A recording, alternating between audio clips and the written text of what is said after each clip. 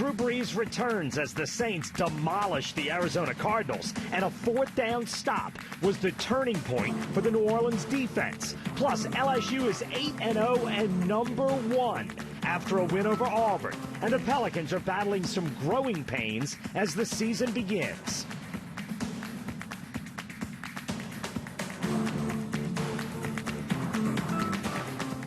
What's already been a special season hit its halfway point Sunday, and the Saints are 7-1. I'm Doug Mouton. Welcome to 4th Down on 4. Sunday against the Cardinals, the Saints won across the board on offense and defense, but we'll start with the highly successful return of number 9. No doubt, the beginning of this one felt special. I'm just grateful for the opportunity to get back out there again.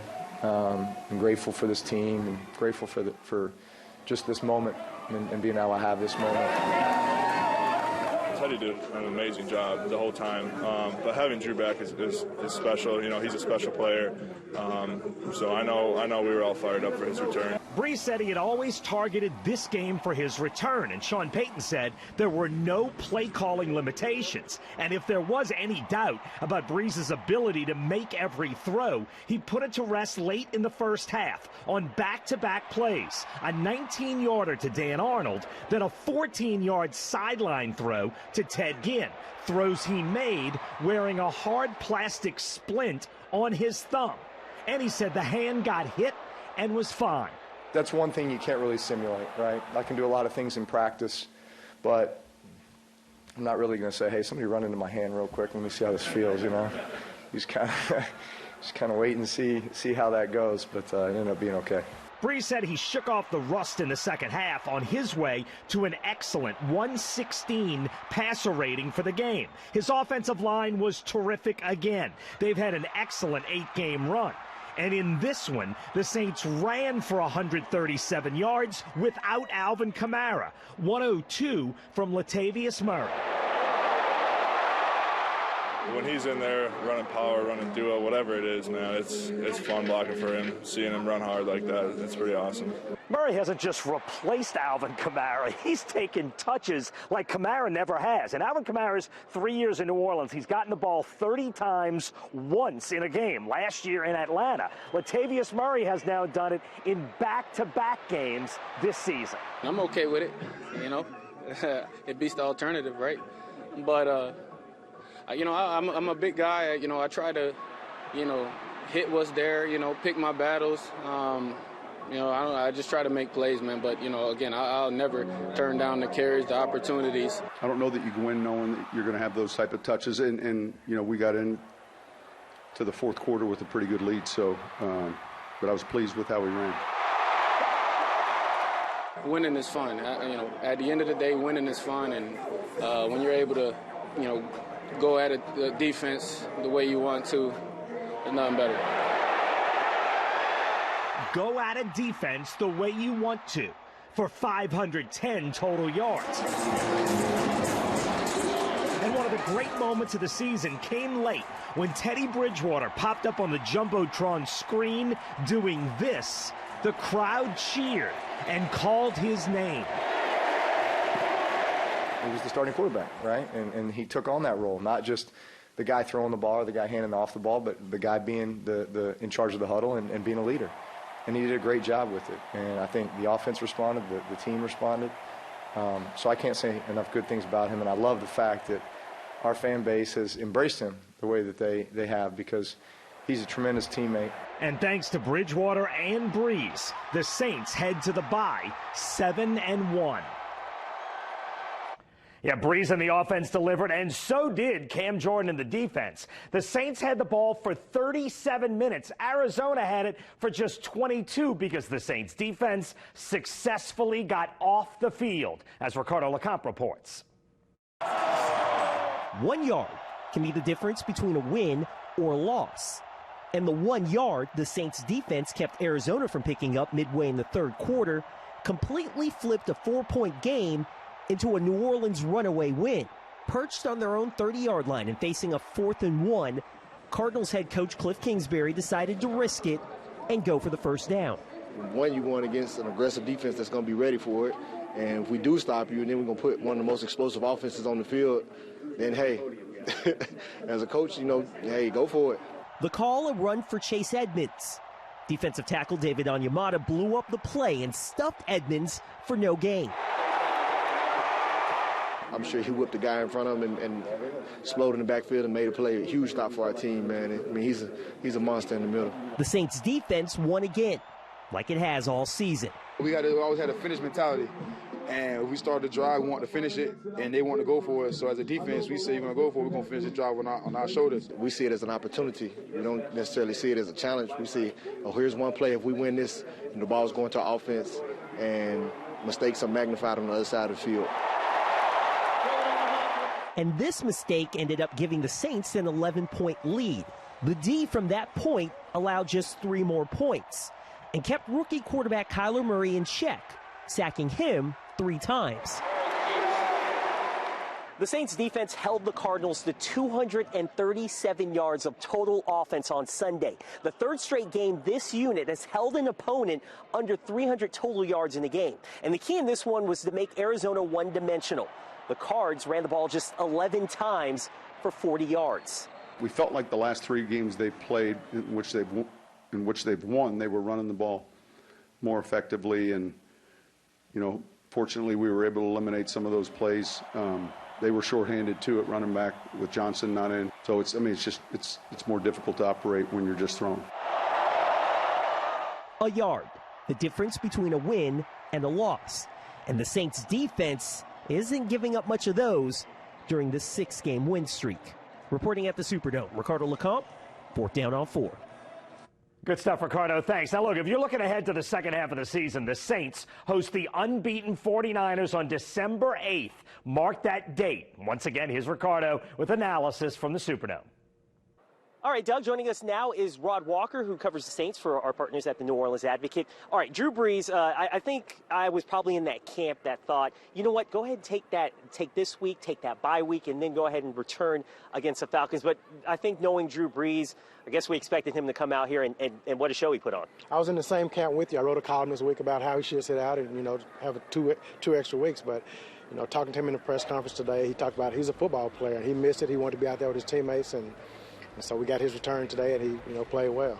Yeah, I guess we shouldn't be surprised at what he was able to do, distribute the ball to a number of receivers, and using that bell cow in Latavius Murray, who for the last 2 weeks has put on a show, 30-plus touches, 150-plus yards from scrimmage. He's been playing outstanding in place of Alvin Kamara. He has, and that's what's made this team so special this season. I mean, they lose somebody just steps in, and that, that's a credit to the front office for bringing these guys in, all the depth they have on this team now, and that's how they've been able to sustain all the injuries they've had the first half of the season. And here they are at the midway point of the season, 7-1, which is pretty phenomenal, considering what we thought about this team back in L.A. when Drew Brees went down. Yeah, it's remarkable that they are at 7-1, and I think one of the main pieces to their success has to be that defense. And their defense, once again, being able to make this Cardinals team one-dimensional. I think the Cardinals only attempted 11 rushes against them. I don't know if we, again, can come up with any more superlatives for them. Yeah, you look at this game, the game was still like hanging in the balance, and the defense comes out with that big fourth down stop by Onyemata. Saints score, a few plays later, and that turned the whole ball game. This defense, Dennis Allen's done a tremendous job with this unit that they just played lights out this whole stretch. And they've been why this team is a serious Super Bowl contender. All right, let me throw this question out. Who do you think is the defensive MVP during this stretch for this team in this first half of the season? Man, that's a tough question. I'll probably go with Cam Jordan just because he's really been able to put some sacks together, over this past few weeks. But DeMario's played really well. They're just playing really, really well collectively. All right, so 7-1 through the midway point for this team. They've got the bye. I guess where would you have to put the Saints right now? Because in my opinion, I think they are right there with the New England Patriots, and I think they've played a harder schedule. They've been tested more than that New England Patriots team. I think one could argue they could be the best team in the NFL. Your thoughts? I think they're definitely the best team in the NFC. I know the 49ers are undefeated, and but I think the Saints, you look at their schedule, they went on the road and beat Seattle. They beat Dallas here at home. And I think they've just played a tougher schedule, went to Chicago, and they've handled teams. They've made teams look bad and make teams question themselves the next Monday morning, like, man, our offense is really bad. But that's more of what the Saints have done. Yeah, it's remarkable. We're going to see what's going to happen in the second half of the season for New Orleans. But right now, it looks really good for them. Rod, appreciate it. We'll send it back to you, Doug. All right, thanks, Ricardo. Coming up, LSU has thrown up and down the field on most of their opponents this season. But against Auburn, the Tigers used their running game to outlast the Plainsmen in the second half. And later, the New Look Pelicans are winless through 3 games as they continue to get acquainted on the court. The LSU Tigers are ranked number 1 in the country in the new AP Top 25. The first college football playoff poll comes out next week before the Alabama game. I think LSU will be ranked number 1 in that poll, too. Saturday in Tiger Stadium, LSU passed another major challenge, beating Auburn. Andrew Doak was there. For LSU to earn their 3rd top 10 win of the season, it took grit, because it's a game that championship teams must walk away from victorious. You have to. No question. I think LSU team would not have won that game tonight. They came to play, and, adversity hit us. We weren't playing very well in the first half. And, they got up ahead, but our guys kept on fighting. You should have seen this locker room. There was calm in the locker room. There was confidence. We felt we were going to win the game. Joe felt he was going to win the game. We did. But it wasn't until LSU got their clock clean that they decided to wake up, and Joe Burrow took the brunt of the punishment. Similar to the hit he took against Central Florida, Burrow scrambled to his right, picking up 14 yards on 3rd and 12, and took a significant lick. 7 plays later, he launched it to Terrace Marshall, who put LSU on the board 7-3. If your quarterback shows toughness like that, it can kind of get the team going. That's just what I try to do every day. But late in the first half, LSU had to overcome freshman mistakes. Their first-year running back, Ty Davis-Price, had an unsportsmanlike conduct penalty that killed a scoring drive when LSU was leading 7-3. And just before their next series, Derek Stingley fumbled a punt that led to an easy Auburn touchdown. Finally gets to field one and then dropped it. But just before intermission, Stingley made good on his mistake, sealing an interception as Auburn was threatening to keep the 2 teams tied at 10. We were just all amazed, like, wow, man, like, that guy's special, man. And that was a hell of a play, and he kind of bailed us out there. That was a really big play. And a change in LSU's offensive game plan bailed them out as well. In the second half, LSU wanted to get back to pounding the rock. And after the game, Edwards-Helaire told me that 90% of the time, Auburn's defense was giving their offense 5- and 6-man boxes. And trailing 13-10, LSU decided to hand the rock to Edwards-Helaire 4 straight times, and he led them to retake the lead. Feels like our offense was on top of the world at that moment. We go down, 45 yards, 4 plays, and being able to pretty much run similar plays right down the field, it doesn't get any better than that. We figured out in the second half, what if we just started running the ball? So we started doing that, and how many yards did we end up with? Almost 200? I had 47, nice. And all of those yards were earned by both. Clyde Edwards-Helaire had what was arguably his best game in a Tiger uniform, with 136 yards on the ground, including 1 score, and 120 of those yards came in the second half. But Burrow's ability to maneuver the pocket and extend plays in the game through the air and on the ground was instrumental. He had 4 different runs of 5 yards or more, scrambles of 14, 5, 10, and 7, and all of them either picked up a first down or a touchdown, which came on a 7-yard Burrow draw and built LSU's lead to 10, 23-13. Huge. And he was under pressure, and he made some key first downs. The quarterback drawing the goal line, obviously the go-ahead was a big down. Joe's a competitor. Joe can do things with his legs that, that everybody thinks, he can just throw the ball. But if it's time to run, Joe can run. Also, for the 4th straight week, LSU's defense played large, but one moment in particular stood out. After allowing Auburn running back DJ Williams to gash them for 70 yards, LSU safety Grant Delpit saved what could have been the difference in a win and a loss in this ball game by knocking out Williams at LSU's 9-yard line. And the purple and gold would hold strong in the red zone to keep Auburn to a field goal and leave the deficit at just 3. To hold them to 3 points was really big and ultimately one of the biggest stops of the game. After a long run, we could have easily just let them score, but we buckled down and stopped them. Ultimately, what LSU showed is that they can win when forced to play a different style. I think we can win 7-6, and we can win 70-62. You know, we have great players all over the field and tough guys all around. But now in 2 weeks, we'll wait to see if they can beat that team in Tuscaloosa they haven't in 8 straight tries. From Baton Rouge, Andrew Doak, 4th Down on 4. Yeah, thanks, Andrew. And heading to Tuscaloosa, Joe Burrow is #1 in the country in completion percentage, 2nd in passing yards and touchdowns, and 3rd in quarterback rating. And Andrew caught up with one of his favorite targets afterwards. I joined by former Destrehan wide receiver Justin Jefferson. A big win over Auburn, obviously, for you guys. 3rd top 10 win so far this year. One moment that I thought was a big turning point in this game, Joe Burrow gets popped. We've seen that before, but it seemed to kind of re-energize the sideline, right? Of course. Just Joe likes that type of stuff, and that makes him go even harder. So having a quarterback like that that's so tough mentally and physically, that's just a crazy sight. You guys have been dominating through the air so far this season. I know probably you were expecting at least one game so far this year where you got to win in a different way. Clyde Edwards-Helaire and Joe Burrow, their running ability was a big difference in this game to me today. Would you agree? Of course, especially the defense they was playing. They was dropping a lot of people, so it was a little hard to throw. So, I mean, if they're going to drop back, you might as well put it on the ground and run it. Edwards-Helaire was big on that drive where you guys retook the lead. I think it was 4 plays, and he got all 4 totes of the rock. What did you feel like that did for you guys momentum-wise? That gave us a lot of momentum. Just having Clyde just run all over the defense. I mean, that's just a sight to see, and we're excited to have a back like Clyde, and he's going to continue to do what he does. Like Burrow's rushing ability. I mean, I know it's not the most athletic out there, but it's enough to get you there, right? I mean, of course. Just having a quarterback that's mobile, that can get out the pocket, that's a quarterback that we need. And Joe has been doing a great job with throwing the ball and getting out the pocket when he needs to. Going back, looking ahead to next week, matchup with Alabama, we would assume it's going to be 1-2. How much different do you feel like this team is going into that situation, and how much do you just look forward to that matchup this time around? They haven't seen the offense like us yet.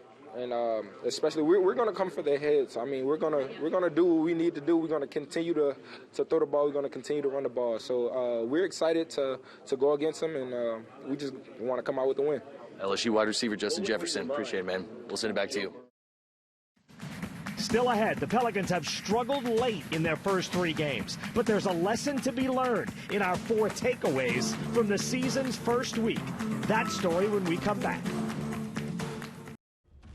3 games in for the Pelicans, 3 tough losses, and a few things are quickly apparent. Our 4 takeaways from the Pelicans opening week. At number 4, the new Pelicans offense is running through Brandon Ingram. Ingram is the focal point. He's averaging better than 27 points a game and hitting better than 50% of his shots. He's been solid. He's a former 2nd overall pick in the draft. He came from the Lakers in the Anthony Davis trade with a huge upside. He's been an early, pleasant surprise. This is his 4th NBA season. He's gone from 9 points a game to 16 to 18 to now 27 points a game. Drew Holiday is the leader of this team, but he's never been the leading scorer. In fact, he's the Pelicans' 3rd leading scorer in 5 of his 6 seasons here. He seems more comfortable doing everything else, and having Ingram take the scoring load is a good thing. At 22 years old, he seems to have taken a big step forward. That's a good one. Number 3, and Ingram plays a big part of this because he's defending 3s and 4s, and he's 196 pounds.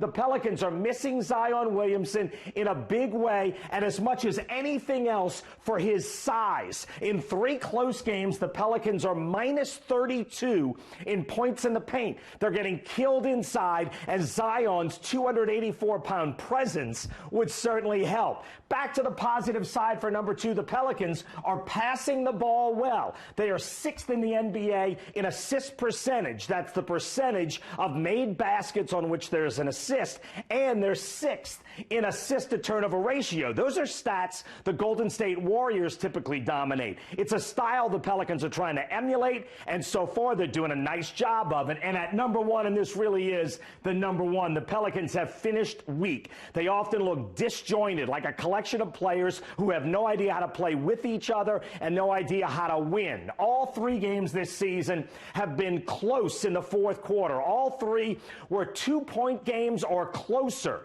with 2.5 minutes to go. In all three, the Raptors, Mavericks, and Rockets closed better. And this is what takes time. Figuring out how to win and who are your closers. It's become obvious the Pelicans often have no idea how to play with each other, and that's expected of the 10 Pelicans who played Saturday night in Houston. 3 came from the Lakers, 3 were free agents from other places. 1 is a rookie, and there were 3 holdovers from last year. That group takes time, and the Pelican fan base is going to need patience. That's my number one takeaway from the Pelicans' first week. Game 4, Monday night at home against Golden State. We're back with more 4th Down on 4 in a minute.